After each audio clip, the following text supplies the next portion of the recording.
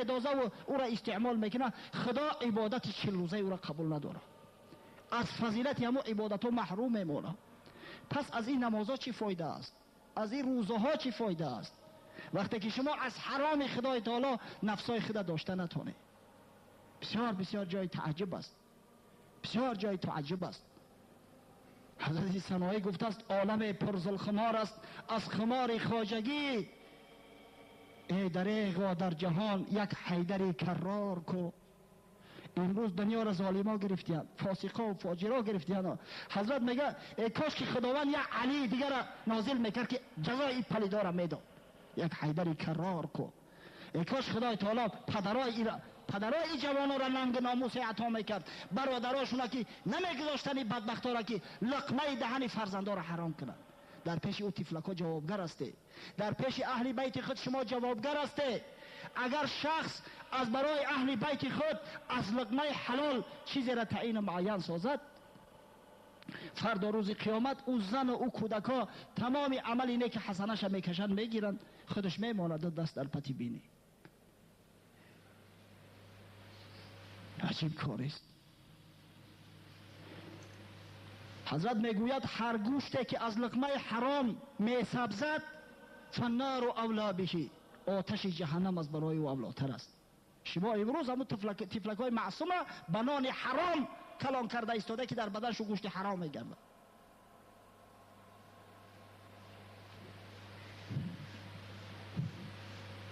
اگر ترس خدا باشد بعضی برادرها فتنه و آشوب نمیبردارن که در منبر رسول الله صلی الله علیه و سلم بعضی ها میشینن و گپی مردم ها میگویند در جای آنکه گپی خدا را گویند. ای بدبختا، امر معروف و موعظه قصه غروغلی نیست، امر معروف و موعظه افسانه های خلقی نیست. اسلام دعوت است، اسلام با مثال های حیاتی مردم دعوت میکند تا برای اونا پند شود. شما میخواهید قصه گوش کنید که دعوا میکنید که سخن موسفید و سخن جوانه نگوید. اسلام نه فقط صوم و صلات است، علم است و نظام است و حیات است. این اسلام فقط نماز روزه نیست، اسلام علمه، اسلام نظام اجتماعی، اسلام حیات است. آخه اگر این حیات مثالاش که نیاریم در اینجا مردم همه گمراه میگردن. اصلی دعوت اسلامی همی است. اسلام به شما قصه افسانه بدنبود نمیگوید. همه ای از بیباکی و از همون ترس خدا در قلب داشتن است. حالی هم که دیر نشده است. همون برادرایی که امروز فتنه‌گری میکنن، امروز کوشش میکنن در میان مردم آشوب و فتنه باندازن، میخواهند که مسجد چایخانه باشه که فقط چای بخورن، از امر معروف میگریزن. حالی هم دیر نشده است توبه کنه پیش از او که خداوند جان شما را قبض کنه، و الا قسم به خدا در نزد خدا و رسول خدا هیچ حجتی نداره. امروز شما پیروی شیطان کرده ایستاده. ولا یسأل عن ذنوبکم المجرمون. در ادامه آیت خداوند میگه که گناهکارا در او روز سوال کرده نمیشوند از گناهاشو. چرا؟ زیرا که گناهاشو آشکار است، معلوم است. گناه اونا احتیاج دیگه به سوال جواب ندارد. هر کس چیزی را که در دنیا پیروی کرده باشد از قفای همون میرود. ولا یسأل عن ذنوبکم مجرمون. اگر تو امروز پیروی صلیب کنی، نصرانی شوی، از قفای صلیب در قعر جهنم میروی. اگر تو امروز پیروی بت کنی، بت پیش خودت از قفا در جهنم میروی. اگر تو امروز راهی نفاق و فتنه بین مسلمانان را اختیار کنی، پس تو راه شیطان اختیار کرده ای. راه شیطان پیش تو از قفاش تو قوم شیطان هستی، در قعر جهنم میروی. ولا یسأل عن ذنوبکم المجرمون. سوال کرده نمیشوند از گناهاش مجرمون، گناهکارا. امام ترمذی در جامع سنن خود روایت میکند از حضرت رسول الله صلی الله علیه و سلم که فرمود یجمع الله الناس یوم القیامت فی صعید واحد. خداوند متعال فردا روز قیامت تمام مخلوقات در یک موضع در یک مکان همه را جمع میارد از برای حساب کتاب. ثم يطلع عليهم رب العالمين فيقول الا يتبع كل انسان ما كانوا يعبدون. بعد از او خدای تعالی طلوع میکند، صدا بلند میکند یا امر میکند که ندا کنید که هر انسان در دنیا چیزی را که مورد اعتماد و مورد اعتقاد و مورد عبادت قرار داده بود همون پیروی خواهد کرد. فیمثل لصاحب صلیب صلیبه ولصاحب تصاویر تصاویره ولصاحب النار ناره. به امر خدای تعالی از برای اهل صلیب همون صلیب خلق کرده میشه.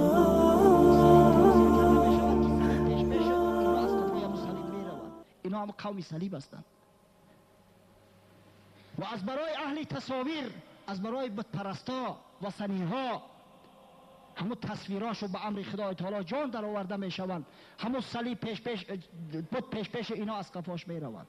برای زردشتی و آتش پرستا آتشو حشر کرده میشود، آتش پیش پیششو از قفا میروند. برای منافقین این امت شیطان پیشوا میکنند، از قفای شیطان میروند.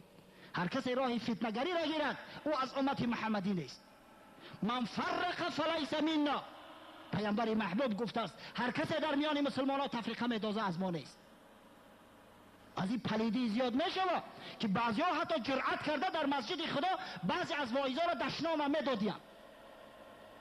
این همه بزدلا و نوجوان مردایی هستند که شجاعت نگاه کردن در چشم مرد ندارن یا نامردن. مرد سخن در روی آدم میگه. اینا کرای گپ ندارن، قسم به خدا کرای گپ ندارن. اینا همون نوجوان مردا هستن، اینا همون بزدلا و بزای هستن که کار اینا فقط خبرکشی و خبریاری است.